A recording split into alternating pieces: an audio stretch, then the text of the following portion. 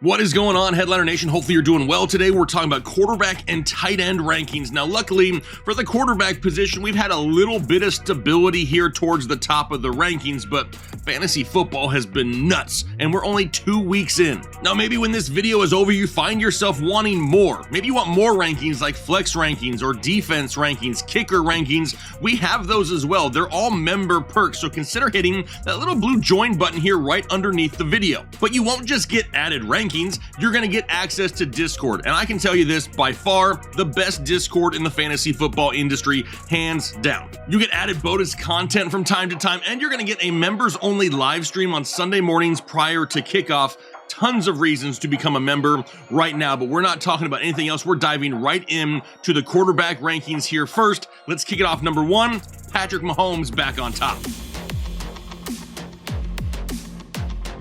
And I know from a fantasy perspective, it is a super huge headache to figure out which wide receivers are going to go off. But in a game this week for Patrick Mahomes against the Chicago Bears, a team that is in disarray, Mahomes should be able to put up a pretty solid number. Got him at 1. Number 2, it's Josh Allen. He's going to be traveling to Washington. We saw Josh Allen bounce back just last week, and I'm hoping for another Gabe Davis touchdown to make that ceiling even higher for Josh Allen in week 3. Got him at number 2. Then at number 3, this is where I have Jalen Hurts and the Tush Push Eagles. They're heading on the road to Tampa Bay, another team that's really finding some success through the air. That's going to force Jalen Hurts to keep his foot on the gas. That's why he's at number 3. Then on to number 4, this is where I have Justin Herbert of the Los Angeles Chargers. Now, if I had to look at the schedule this week and circle one game that I believe has the most offense, it's this Chargers-Vikings game. Both of these defenses give up huge points to opposing wide receivers. So if wide receivers are scoring, you better believe the quarterbacks are as well. Herbert at 4.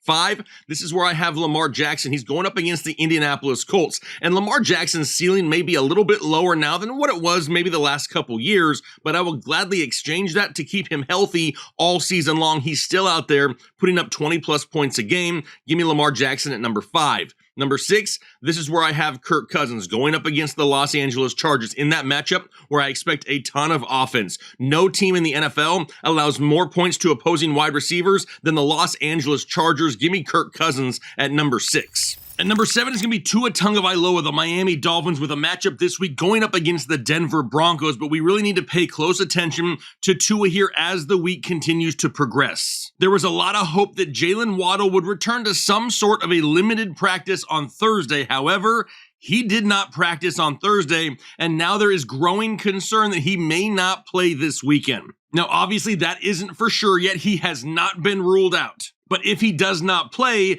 that will limit the overall ceiling of Tua, and it may drop him down the rankings a little bit more. Be sure to stay tuned to the injury update video from the doc, and then our Friday tailgate show, as well as our Saturday night live stream, and we'll have all the information needed to really know what we're supposed to do with Tua, the Dolphins, and Jalen Waddle. Number 8 is Jared Goff of the Detroit Lions going up against the Atlanta Falcons. And Goff is another one of those guys that we're watching a little bit closely. We know Amon-Ra St. Brown is dealing with some sort of a toe injury, kind of like a turf toe injury. If for some reason he were to miss this game, that is going to drop Jared Goff down the rankings. But right now in this offense in Detroit, with David Montgomery hurting, got Jared Goff all the way up to number 8. Number 9, it's Dak Prescott, Dallas Cowboys, going up against the Arizona Cardinals. Brandon Cooks is already back at practice, and there is no one on the defense of Arizona that can stop CeeDee Lamb, so Dak Prescott's going to be at number 9. Number 10 is going to be Geno Smith going up against the Carolina Panthers. The return of 2020 Geno happened in week 2, so we're looking to build off that momentum here in week 3. Got him at number 10. Then number 11 is Trevor Lawrence, Jacksonville Jaguars, going up against the Houston Texans. A Houston Texans team that he has struggled against in the past. In their 2 meetings last season, Trevor Lawrence has a total of 0 passing touchdowns. He's also had some bad luck to start the season here with a few touchdown passes that were called back due to receivers only getting 1 foot in bounds. The silver lining, at least they're getting the shots in the red zone, so give me Trevor Lawrence still at number 11. Number 12, this is where I have Justin Fields going to be on the road against Kansas City. And as of right now, the entire Bears organization is basically a dumpster fire. And even though Justin Fields has not played great at all, he's still averaging right around 15 or 16 fantasy points per game, and he's looked horrible. Any type of improvement is going to get him near 20 points a week. That's why he's sitting at number 12. 13, Deshaun Watson. He's got to worry about injuries to his top receiving option, right? Amari Cooper is not 100% healthy, and really this overall Cleveland offense is going to have to kind of change their identity with no more Nick Chubb. Now they get a matchup going up against Tennessee, who absolutely sucks against the pass, and that's why Deshaun Watson's at 13. Which will then move us down to 14. This is where I have Joe Burrow of the Cincinnati Bengals, maybe the lowest I've ranked Joe Burrow maybe ever. But as of right now, we don't even know if he's going to play or not. He re-aggravated that calf issue that he had in the preseason. So even if he plays, he won't be 100%, and he has a matchup going up against the Los Angeles Rams, whose defense has looked pretty good here the first couple weeks of the season. I'm worried about the injury concerns of Joe Burrow, so he's at 14. 15 is Brock Purdy, San Francisco 49ers, a matchup going up against the New York Giants. Does he have Brandon Ayuk this week? He's going to be a game time decision on Thursday Night Football. Even if Ayuk plays, does he play a full set of snaps? We're really going to need George Kittle to step up here at some point, though. That's why Brock Purdy's still at 15. 16 is Russell Wilson, Denver Broncos on the road in Miami. And don't look now, but Russ is actually starting to cook a little bit here to start the season. With big play guys like Marvin Mims, he just got Jerry Jeudy back as well. That can only help his situation. He's at 16.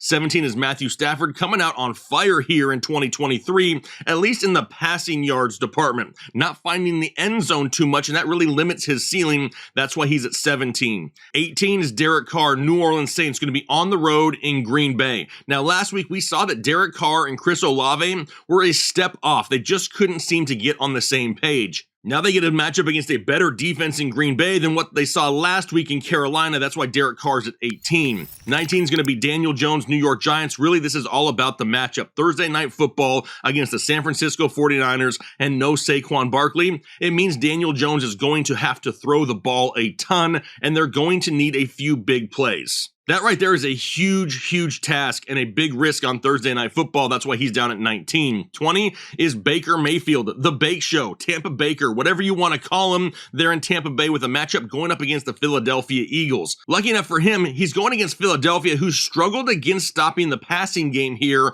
to start the season. A lot easier to throw on than they are to run on, and that will work for Baker since he still has Mike Evans and Chris Godwin. That's why he's at number 20. 21, this is where I have Anthony Richardson right now, but as you can see, there's an asterisk next to his name because we still do not know whether or not he's going to play this week or not. He's still in the concussion protocol, and he has a difficult matchup even if he does play, going down to Baltimore. But this kid has already proven in a very young season that he can use his legs enough to really give him a safe weekly floor. If Anthony Richardson is cleared and he is a full go by the weekend, he will definitely climb up the rankings to that 11 or 12 spot, but he will be a top 12 play if he's in the ball game. 22, another rookie quarterback. It's CJ Stroud, who almost threw for 400 yards last week. Now he's on the road against the Jacksonville Jaguars. This isn't just the same old boring Houston offense, though. They're airing it out, and they have multiple weapons. We're actually starting to see more and more Tank Dell each week, which is going to help CJ Stroud. That's why he's at 22. 23, this is where I have Jordan Love. He's going to be at home against the New Orleans Saints. But really, the only reason he's this low is he is so touchdown dependent because there are so many injuries in this offense. Romeo Doubs, not 100%. Does Christian Watson return? We still don't know. Aaron Jones is injured, and that definitely hurts Jordan Love when it comes to a passing yards perspective. Can we really count on this guy getting 3 touchdowns every single week? That's a tall task for him, and that's why he's all the way down to 23. 24, this is where we got Kenny Pickett of the Pittsburgh Steelers. Now, no, he doesn't have Deontay Johnson, but you better believe he's starting to feed the rock to George Pickens a lot more. That's what we have wanted now for a year and a half. Looks like we're starting to get it with more big plays. Kenny Pickett on the road in Las Vegas, got him at 24. But don't worry, the rankings aren't over now. We still have tight ends to talk about. And in case you haven't noticed, the tight end position, once again in fantasy football, is an absolute crapshoot. It's only week 3 of the season, and we're just trying to find guys that get enough targets to be fantasy viable each week. So to talk week 3 tight end rankings, let's throw it over to the tight end whisperer and let Kyle show you the top tight ends for week 3. Yo, Headliner Nation, the tight end position, absolute shambles right now, but it's okay because I think week 3 is absolutely shaping up to be a good week for the position. In fact, there are several players that I believe are true bounce back candidates or breakout candidates coming up this week. And you already know that Travis Kelce is going to be at the top of the rankings. Last week, Kelce was on a pitch count, but I don't care how many snaps he plays. If he plays at least one snap in a game, it might be the best snap that any tight end plays all week. He's in your lineup regardless. TJ Hockenson at number 2 has been one of the safest, most steady tight ends in all of football since his trade from Minnesota last season. Yes, Justin Jefferson is the number 1, and they have good weapons like Jordan Addison and KJ Osborne as well. But TJ Hockenson has solidified himself as the number 2, and in a pass-happy matchup against the Chargers, he's going to be right up here again. Mark Andrews at number 3. Last week I mentioned that Mark Andrews may be just as important to the Baltimore Ravens as Travis Kelce is to the Kansas City Chiefs, and it showed. Week 1, the offense didn't look like itself. It didn't look good. And week 2, Mark Andrews is back. The offense looks better, and Mark Andrews has a big week, and I'm expecting the same thing against Indianapolis this week. Evan Engram doesn't have a ton of upside for me, but I like the way that Jacksonville is using him right now because they are using quite a bit of 12 personnel, but even when they move away from that and they leave Evan Engram on the field, they move him out wide, they put him in the slot, they have him on the line. They're doing a lot of different things with him. In fact, Evan Engram is coming off the field a lot less than some of the players. That makes him a pretty safe start at the tight end position each week. My boy Hunter Henry, I've got all the way up at number 5, the number 2 tight end in all of football right now. Hunter Henry has balled out to start the year. Now, my reason for having him this high against the New York Jets is that Mac Jones is going to have to throw to somebody. And we already know that the wide receivers are going to be covered by Sauce Gardner and that great secondary. Hunter Henry has the absolute best possibility of being the guy that has the most targets and most receptions this week. Darren Waller all the way up at number 6 in a tough matchup against San Francisco is a pretty easy explanation why. The Giants are going to be passing the football. San Francisco are heavy favorites in this matchup. Who else is going to get the most targets? Darren Waller is going to be one of the main guys in this offense. And even though maybe his upside isn't great, he should still see enough targets to warrant a pretty safe start. Dallas Goedert has a pretty decent matchup against Tampa Bay, and I do believe it is Dallas Goedert and A.J. Brown week this week for the Philadelphia Eagles. He's not off to a great start. Week 1 was bad. Week 2 wasn't a whole lot better, but at least he saw more targets. Week 3 is when he becomes fantasy viable again. George Kittle at number 8 could go one of two ways, and I'm trying to split the middle right now going up against the New York Giants. As of this recording, Brandon Ayuk is going to be a true game time decision for the 49ers, and because of that, George Kittle could end up going a little bit higher. I could see him as high as tight end 5 if there's no Brandon Ayuk this week. If Brandon Ayuk does end up playing, then George Kittle could end up going maybe as low as tight end 10. Yes, it's not the great start to the season. San Francisco has been spreading the ball around an awful lot. Really, my hope at this point is George Kittle, who is kind of banged up right before week 1, just hasn't been fully healthy as of yet. And because of that, he hasn't made the impact that we're used to. Sam Laporta going up against Atlanta this week may not have the highest upside in the world, but I think he's a pretty safe start. He's the first tight end in NFL history to have 5 receptions in each of his first 2 NFL games. And now he's going into a matchup where you're going to be missing David Montgomery and Amon-Ra St. Brown is banged up. Sam Laporta definitely has the opportunity for seeing as much as 7 to 8 targets this week. Jake Ferguson going up against an Arizona defense that can get shredded by tight ends. He definitely has a lot of touchdown upside for me this week, but even on top of that, I believe he has the volume upside as well. I could see him being the number 2 right behind CeeDee Lamb this week. The only thing that we have to hope for is that Dallas doesn't get ahead by too much prior to him getting his fantasy points. If Kyle Pitts is going to deliver fantasy points, it would be this matchup against the Detroit Lions. Noah Gray in week 1, Will Dissly and Noah Fant in week 2. All 3 of those guys saw some decent output against the Lions defense, and now they're banged up on that side of the ball as well. CJ Gardner-Johnson, who may have been the guy that actually would have ended up covering Kyle Pitts, is out with a torn pec muscle, and because of that, Kyle Pitts, if you're going to have a week, It's gotta be this week, my man. Zach Ertz at number 12, the dude going up against Dallas, has seen 19 targets over the first 2 games of the season. Arizona's gonna be passing the ball a lot. They're gonna be having a lot of pressure from that Dallas defensive front. Joshua Dobbs is gonna have to get rid of the ball quickly. Zach Ertz, even though he doesn't have a ton of upside, definitely has the floor if he's got 10 to 12 targets this week. The Muth has a great matchup against Las Vegas, but I am mildly concerned that the dude has 1 target over the last 2 weeks. Now, he's been banged up, so maybe that is part of the issue there. Las Vegas's defense is not great. Pat Freiermuth has a ton of touchdown upside, even if the volume upside isn't what we would like right now. David Njoku going up against Tennessee, you would think that Cleveland will probably be throwing the football a little bit more often this week now that there is no Nick Chubb. But David Njoku still is a guy that I'm not 100% settled on trusting as of right now, and I don't think he has the upside of some of the guys in front of him.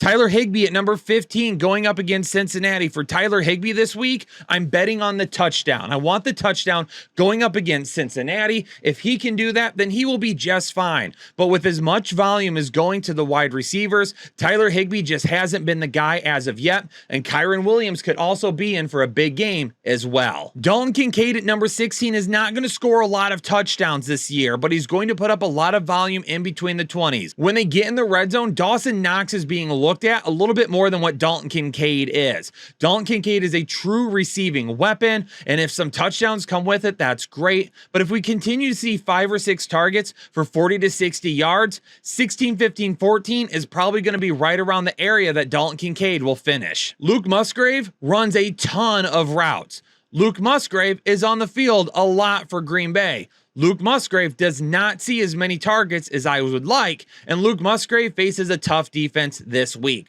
That's why I have him so low. Trust me, Headliner Nation, if you have him and you're trying to play him, this week could be rough, but there's better weeks ahead. Headliner Nation, you don't need to check my temperature. I'm not sick. You don't need to send the police. I don't need a wellness check. Yes, you do see that correctly. Taysom Hill is inside my top 18. You know how much I hate putting him in the rankings. He's not a tight end. He doesn't get any snaps there, or he doesn't get any targets. But this week, he's going to probably see some rushing attempts. All of the running backs in New Orleans have been banged up. Tony Jones is probably going to be the starter this week, with Kendre Miller coming back from his injury and getting some touches as well. But don't be surprised if Taysom Hill sees some rushing attempts too. But you know what? I'm not willing to put him up so high above some of these other guys that it would risk potentially losing a matchup if he doesn't turn out to get those rushing attempts. All right, how about a few guys that are just outside my top 18? Cole Kmet. Why is he not higher? Because that Chicago offense is a mess right now. And with Chris Jones being back, the Kansas City defense looked a lot better last week. Kylen Granson has touchdown upside for me still, going up against Baltimore. Maybe the volume isn't everything that we would like. Maybe the upside with the volume isn't everything that we would like. He's probably not going to have a ton of big plays. But if we can get him 5 receptions and a touchdown, that's probably going to be 40 yards, and it's going to put you over 10 fantasy points. Cade Otton is a decent matchup going up against Philadelphia, but once again, it's not one that I'm super willing to risk right now. If you want to play Cade Otton, to me, he's like a good DFS start. If you're playing any tournaments this weekend, picking on Cade Otton to separate yourself, I don't hate that. But for your redraft league, there's just options that present just as much upside, but a lot more safety for me. Hayden Hurst at number 22 against Seattle. My hope is that they get Hayden Hurst going again. Week 1, he showed up. Week 2, he did nothing. Week 3, we're back to week 1 like numbers. And then at number 23, Juwan Johnson. He's a guy that just has not been getting the targets I would have liked to start the season. They've got a couple of guys that they're rotating in and out at the tight end position, but right now they've got so many weapons. Derek Carr is just spreading the ball around everywhere. Well, there you have it, Headliner Nation, my top 18 tight ends and a few extra guys that just missed out. Make sure you hit that like button. Make sure you subscribe if you're new to the channel, and leave a comment with any questions that you may have for myself and Jake. Peace out, Headliner Nation. Stay safe, stay healthy, and get those lineups set. I'll catch you all in the next episode of the Fantasy Headliners.